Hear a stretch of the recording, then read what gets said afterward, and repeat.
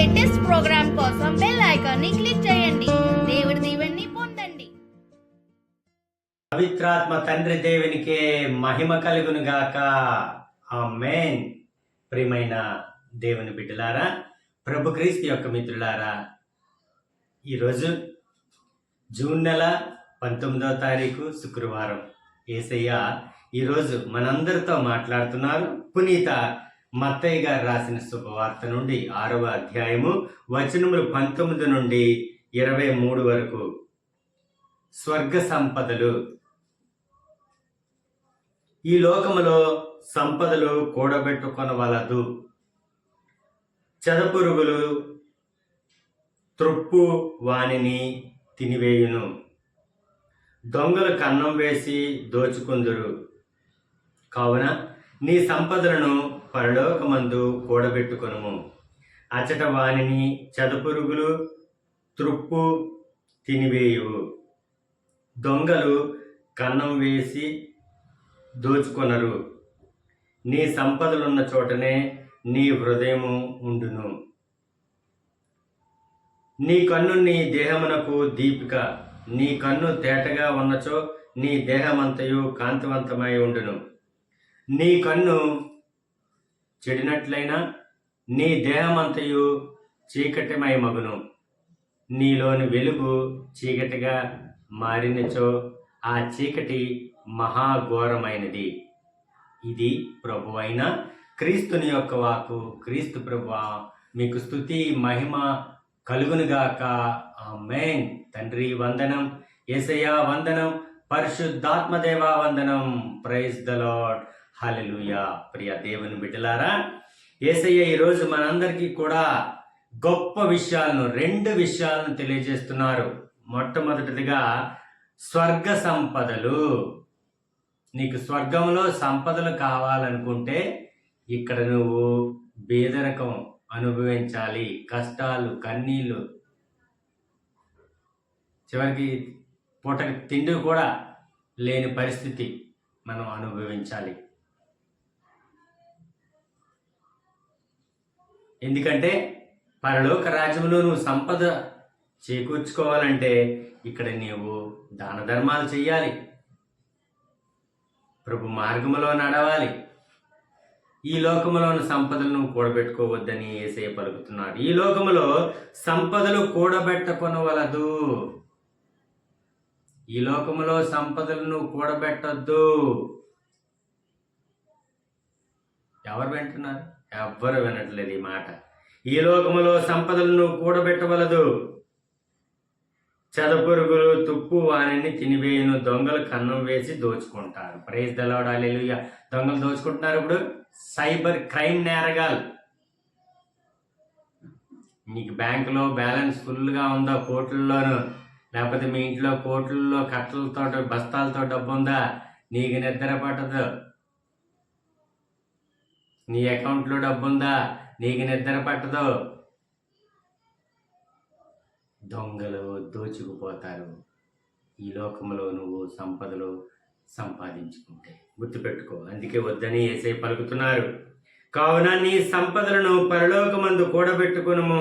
అచట వానిని చెదపురుగులు తుప్పు తినవేవు. దొంగలు కన్నం వేసి దోసుకోరు. నీ సంపదలున్న చోట నీ హృదయం ఉంటుంది. Praise the lord. హల్లెలూయా. నువ్వు ఇక్కడ సంపదలు సంపాదించావా, నీ హృదయం ఇక్కడే ఉంటుంది. పరలోకం రాదు. నీ సంపదలు ఉన్న చోటే నీ యొక్క హృదయం ఉంటుంది. కాబట్టి నీవు ఈ లోకములో ఉన్న సంపదలు కూడబెట్టుకోవడానికి ప్రయత్నించకండి.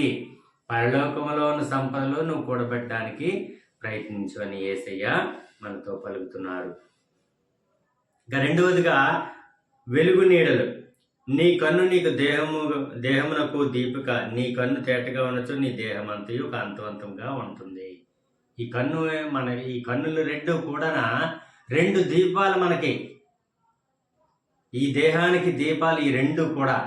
అయితే ఈ రెండిట్లో ఏ కన్ను పోయినా ప్రాబ్లమే. ఈ 2 కళ్ళు బాగా నీకు కనిపిస్తేనే నీ దేహం అంతటికి వెలుగు. ఈ లోకాన్ని నువ్వు చూడగలుగుతావు. ఈ లోకంలో ఉన్న అందాలను, ఈ లోకంలో ఉన్న సర్వస్వాన్ని నువ్వు చూడగలుగుతావు. అదే ఈ కళ్ళు లేకపోతే, ఈ దీపం లేకపోతే, ఈ ఈ కళ్ళు కానీ నీకు కనిపించకపోతే అంత అంధకారం, ఏం జరుగుతుందో తెలియదు, ఏం చేస్తున్నావో తెలియదు, ఎలా ఉందో తెలియదు. ఇంక జీవితం ఎందుకు, దేనికోసం?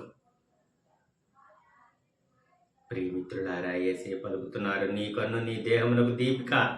నీ కన్ను తేటగా ఉన్నచో నీ దేహం అంతయు కాంతివంతంగా ఉంటుంది. నీ కన్ను చెడినట్లయినా నీ దేహమంతయు చీకటమై మగును. నీలోని వెలుగు చీకటిగా మారినచో ఆ చీకటి మహాఘోరమైనది. అది గుర్తుపెట్టుకోండి. నీ కన్ను నీకు దీపిక, నీ యొక్క శరీరానికి, ఈ యొక్క శరీరానికి అది ఒక వెలుగు, ఒక దీపిక. అది ఉంటే, అది వెలుగుగా ఉంటేనే, ఆ కన్ను వెలుగుగా ఉంటేనే నీ దేహం అంతా వెలుగును పొందుతుంది, వెలుగుగా ఉంటాం.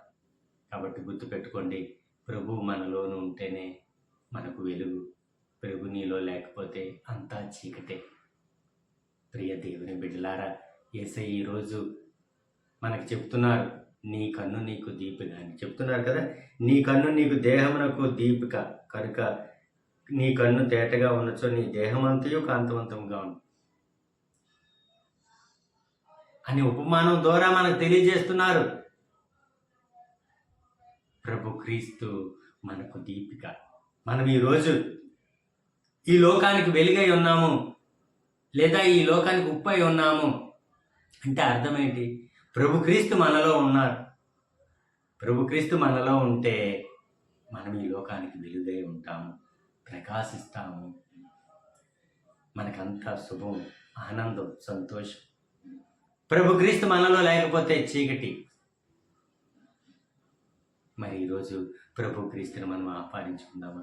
ప్రియ దేవుని బిడ్డలారా, యేసయ్య చెప్పిన ఈ 2 మాటలను, స్వర్గ సంపదలు మీరు పొందాలి అంటే ఈ లోక సంపదలన్నీ కూడా త్యజించండి. రెండవదిగా వెలుగును పొందుకో. ప్రభు క్రీస్తే నీకు వెలుగు. ఆయన నీలో ఉంటే నువ్వు ప్రపంచానికి వెలుగై ఉంటావు. ఈ 2 మాటలను ప్రభు మనకి ఇచ్చి ఉన్నారు. ఈ మాట ప్రకారం, మాట పట్టుగా మనం జీవించుదాం. ప్రభు మిమ్మల్ని దీవించిన గాక. ఆమేన్. తండ్రి, కుమార, పరిశుద్ధాత్మదేవ, యేసయ్య, ఈ దినము ఈ చిన్న వాక్య పరిచర్య ప్రతి ఒక్కరిలో కూడా మీరు వెలుగై ఉండండి. మాలో మీరు వెలుగై ఉండండి తండ్రి. మీరు లేకపోతే మా దేహం అంతా కూడా శూన్యం, చీకటి. మాలో మీరు వెలుగై ఉండండి తండ్రి. ఈ లోకములో ఉన్న సంపదలకు మాకు అటువంటి ఆలోచన లేకుండా, అటువంటి ప్రీతికరమైన ఈ లోకములో ఉన్న వాటిపై మాకు ఎటువంటి వ్యామోహం లేకుండా పరలోక సంపదలపై మాకు వ్యామోహాన్ని మీరు కురిపించండి. పరలోక సంపదలు మాకు మీరే ఇవ్వండి తండ్రి. మీరే మాకు పరలోక సంపద తండ్రి. ఇదిగో ఈ వాక్య పరిచర్య వింటున్న ప్రతి ఒక్కరిలో కూడా మీ పరిశుద్ధాత్మను నింపి మీ సేవలో, ఇహ పరలోకములో మీ సేవ చేసే భాగ్యాన్ని, మీకు ఊడిగం చేసే భాగ్యాన్ని, మీ సువార్త చెప్పే భాగ్యాన్ని మాకు ప్రసాదించమని ఈ మనవన్మానాథుడు మీకే కుమారుడైన నజరుడైన యేసు నామములో మమ్ము ఫలింపచేయమని బ్రతిమాలుతున్నాం అబ్బా తండ్రి. Amen, amen, amen. God bless you. దేవుడు మిమ్మల్ని దీవించును గాక. ఆమేన్.